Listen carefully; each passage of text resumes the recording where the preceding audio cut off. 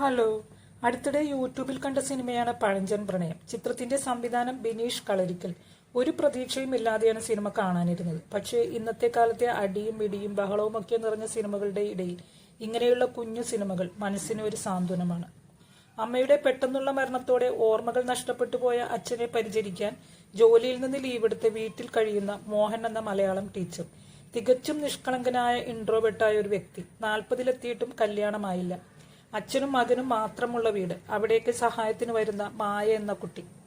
അവളുടെ ആ വരവ് ആ വീടിനെ എത്രമാത്രം പുനരുജ്ജീവിപ്പിക്കുന്നു. ആ അച്ഛന്റെയും മകന്റെയും അവസ്ഥയിലൂടെ കടന്നുപോയപ്പോൾ മായയുടെ സാന്നിധ്യം പ്രേക്ഷകരെ കൂടി സന്തോഷിപ്പിച്ചു. റോണി ഡേവിഡ് രാജിന്റെ കരിയറിലെ മനോഹരമായൊരു കഥാപാത്രമാണ് മോഹൻ. ചെറിയ ചെറിയ ഭാവങ്ങൾ പോലും റോണി ഗംഭീരമാക്കി. അച്ഛൻ ചിരിച്ചു കണ്ടപ്പോൾ ആ മുഖത്തു വിരിയുന്ന ഭാവങ്ങൾ. അതുപോലെ വിൻസിയുടെ മായ. ഇതിൽ വിൻസി ഡാൻസ് ചെയ്യുന്ന ഒരു സീനുണ്ട്. എന്തൊരു നിഷ്കളങ്കമായിട്ടും ഗ്രാമീണതയോടും കൂടിയാണ് വിൻസി അത് ചെയ്യുന്നത്. ഓരോ ചലനങ്ങളിലും ഭാവങ്ങളിലും സംസാരത്തിലുമൊക്കെ നമ്മൾ മായയെ മാത്രമേ കാണുന്നുള്ളൂ. അതുപോലെ അസീസ് നെടുമങ്ങാടും കൊള്ളാം. പിന്നെ മോഹന്റെ അച്ഛനായ ഒരു നടൻ, പുള്ളി ഇതിൽ ചിരിക്കുന്ന ഒരു സീനുണ്ട്. അത് നമ്മളിലും ഒരു ചെറിയ നൊമ്പരവും സന്തോഷവും ഒക്കെ ഉണ്ടാക്കും.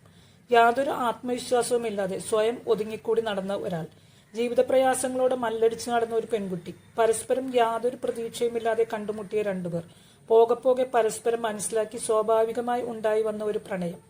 അത് എത്ര പഴഞ്ചനായാലും യാഥാർത്ഥ്യമാണ്. മനസ്സിന് ചെറിയ ചെറിയ നൊമ്പരങ്ങളും സന്തോഷവും തരുന്ന ഒരു സിനിമയാണ് പഴഞ്ചൻ പ്രണയം.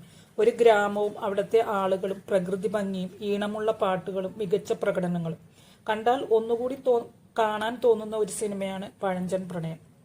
കണ്ടവരുണ്ടെങ്കിൽ നിങ്ങളുടെ അഭിപ്രായങ്ങൾ പങ്കുവെക്കുമല്ലോ. വീഡിയോ ഇഷ്ടമായെങ്കിൽ ലൈക്ക്, ഷെയർ ആൻഡ് സബ്സ്ക്രൈബ്. ഇനിയും മറ്റൊരു വീഡിയോയിൽ കാണാം. ബൈ.